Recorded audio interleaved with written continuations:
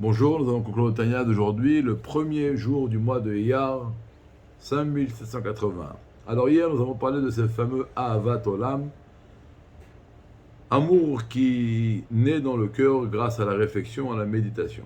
Alors, quand on a parlé de l'amour Rabbah, le grand amour, l'amour dans la jouissance, on a dit que lui, il ne peut venir seulement dans celui qui est entier dans la crainte. Donc on est obligé d'avoir la crainte de Dieu, et c'est seulement après qu'on peut avoir cette Ahava Rabba. Ahavat Olam, qui vient grâce à la réflexion qu'on a dit hier, comment Dieu remplit les mondes, entoure les mondes, comment le monde devant, par rapport à Dieu, le monde est considéré comme néant, n'a aucune emprise, etc., etc.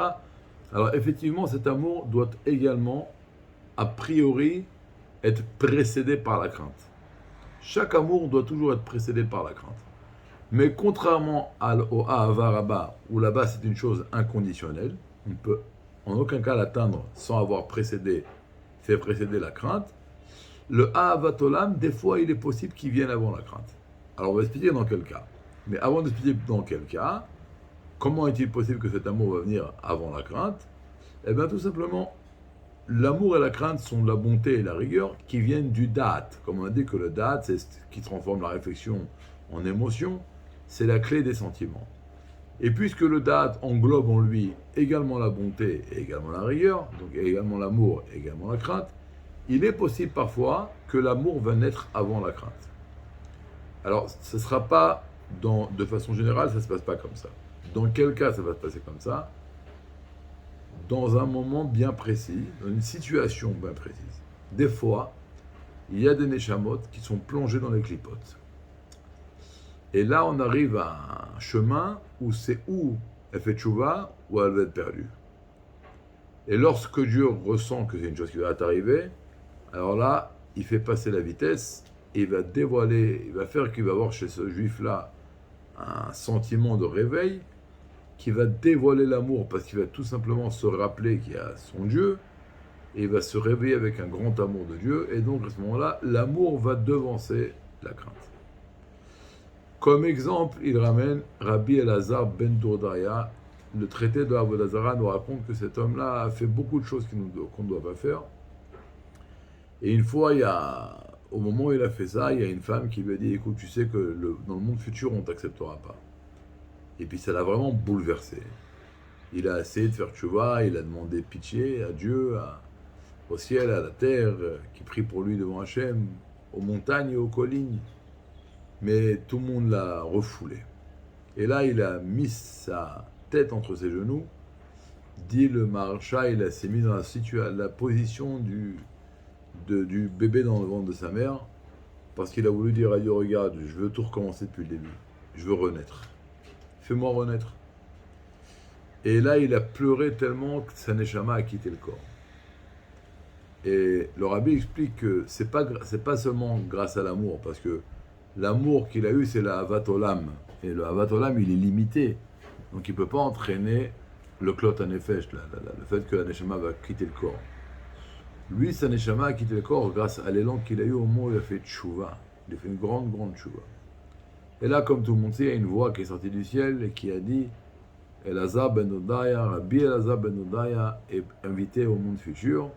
Et Rabbi Yehuda Anassi a pleuré et a dit regarde, cette force de la tchouva, en un instant, il a acheté son monde.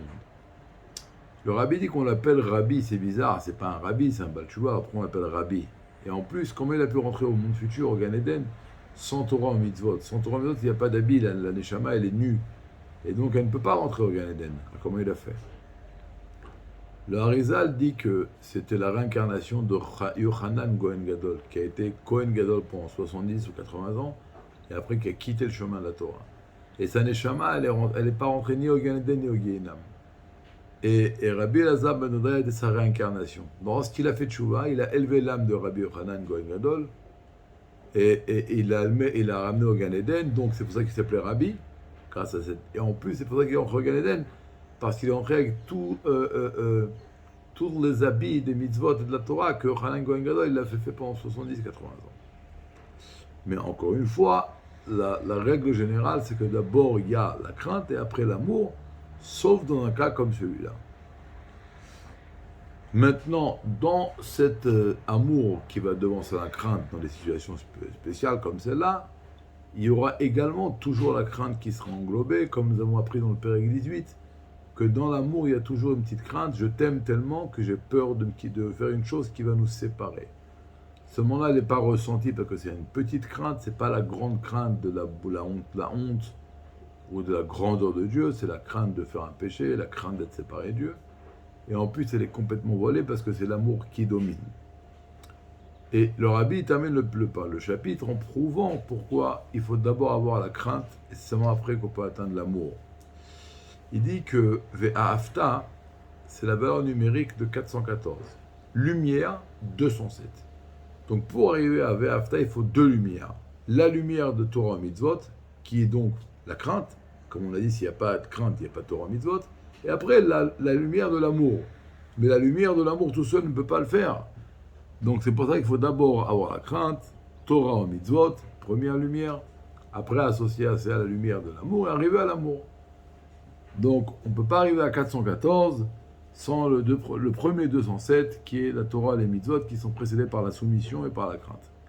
Sauf, encore une fois, dans un cas précis comme celui-ci, ou un autre cas où Dieu sent qu'il y a une neshama qui va à sa perte, alors là, il va avoir un sentiment d'amour avant le sentiment de crainte.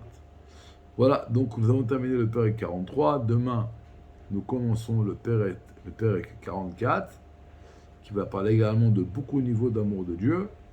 Donc, on a du travail, aimer Dieu, craindre Dieu, quel que soit le niveau, et bien sûr, que tout ça soit concrétisé dans une vie, un mode quotidien, dans une vie dans laquelle de façon quotidienne et permanente, nous allons étudier la Torah d'Hachem et pratiquer ses mitzvot avec un sentiment de soumission et un sentiment d'amour. Une très très bonne journée et un bon mois. Rosh Chodesh Tov.